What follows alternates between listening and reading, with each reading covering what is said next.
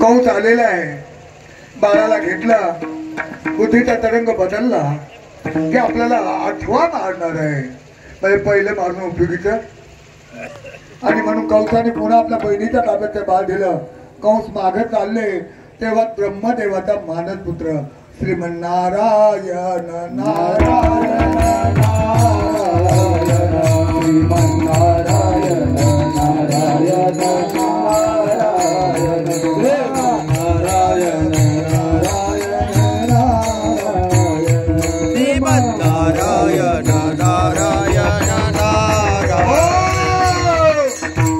कवचाचा पुढे उभे राहिले श्रीमन्नारायण.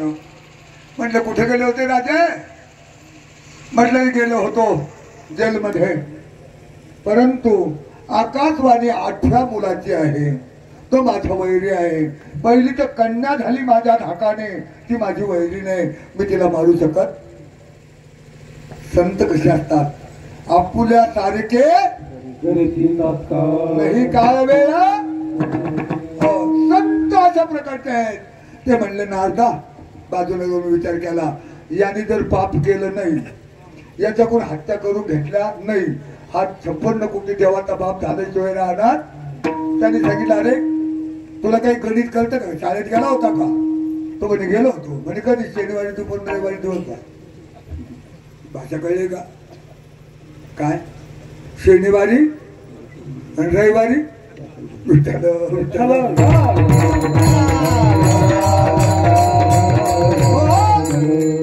अरे 1 ते 8 आणि 8 ते 1.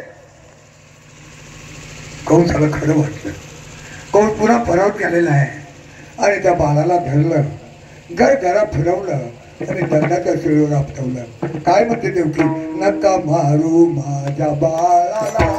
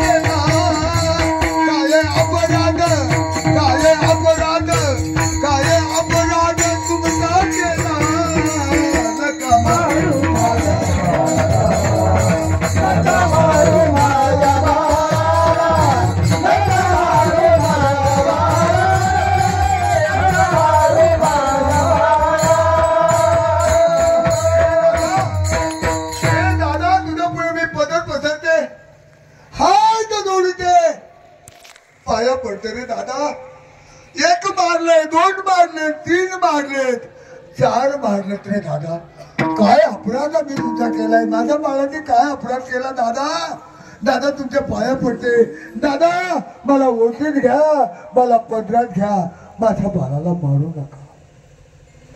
धस धसा रडती बाई, काय अपराध केला बाई, किती जन्माचे पाप घेऊन आले आणि बाळ डोहीने देखील. दादा तुमच्या पाया पडते दादा, हात जोडते दादा, माझ्या बाळाला मारू नका. कंसाने घरा बाळाला कवच धरलंय, शिलावर आपटलंय. काय झालं? रक्ताच्या चिंधड्या पाहिल्या डोळे भरून, किती जन्माचे पाप कृत कर्मे अवतरले तया धर्मे कंसाच्या विठ्ठल.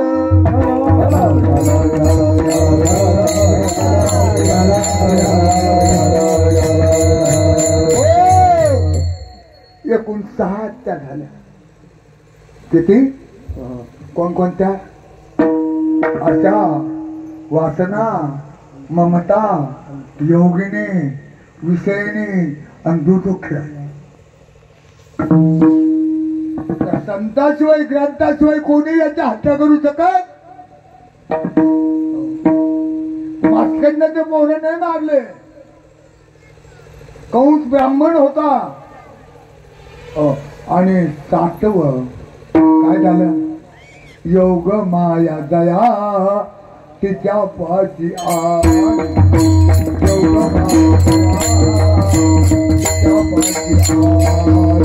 योग माया दया